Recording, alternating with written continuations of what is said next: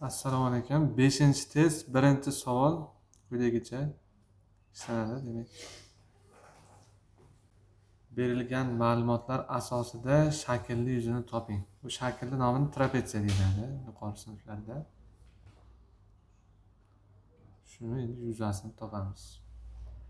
5-sinf usuli bo'yicha, ya'ni kichkina sinflar usuli bo'yicha topamiz. Qismlarga ajratiladi. Birinchi qism o'rtadagi qism bo'ladi. O'rtadagi qism yuzini topamiz. Enining uzunligi 3 detsimetr, bo'yin uzunligi ham 3 detsimetr. Kvadrat bo'lib qolar ekan. Mana shu yuzasini topadigan bo'lsak, 3 ni 3 ga ko'paytirsam 9 detsimetr kvadratga teng bo'lyapti. Endi ikkinchi masala. Mana buni yuzini topamiz. To'g'ri burchak, uch burchak yuzini. To'g'ri burchak, uch burchak yuzi qanday topiladi? To'g'ri burchak, uch burchak yuzasi bu to'g'ri burchakka to'ldirib olamiz-da.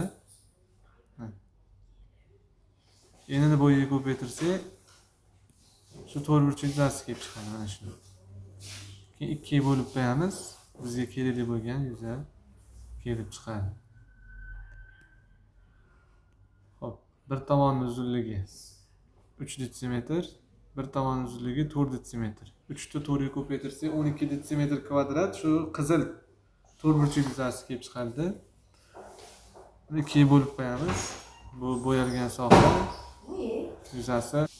Hop, yuzasini topadigan bo'lsak, to'rt burchak yuzasi 12 detsimetr kvadrat bo'ldi. Shuni 2 ga bo'lib qo'yamiz, yarim bo'lganligi uchun. 2 ga bo'linyapti shu yerda. Shundan 6 detsimetr kvadratga teng bo'ladi. Bu bitta masala. Oxirgi qismi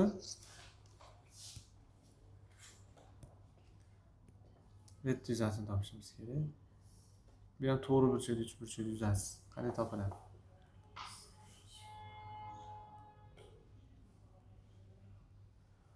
Xo'p, bet yuzasini topish uchun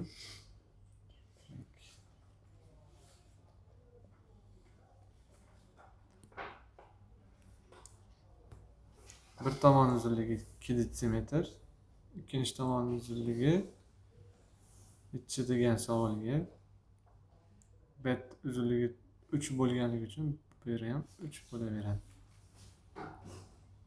Buni ham to'ldirib olamiz.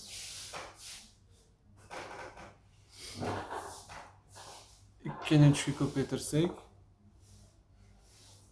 to'rt burchak yuzasi kelib chiqadi. Biz unga yarmi kerak. Teng 2 ga bo'lingani uchun. Bu yuza 3 detsimetr kvadratga teng bo'ladi. To'rt burchak yuzasi 6 detsimetr kvadrat, yarmi 3 detsimetr kvadrat. Hammasini qo'shib qo'yamiz endi. 6, 9, 3. Shunda 18 detsimetr kvadratni tashkil qiladi. 18 detsimetr kvadrat. Shu javob bormi? Mana, bu javob bor ekan.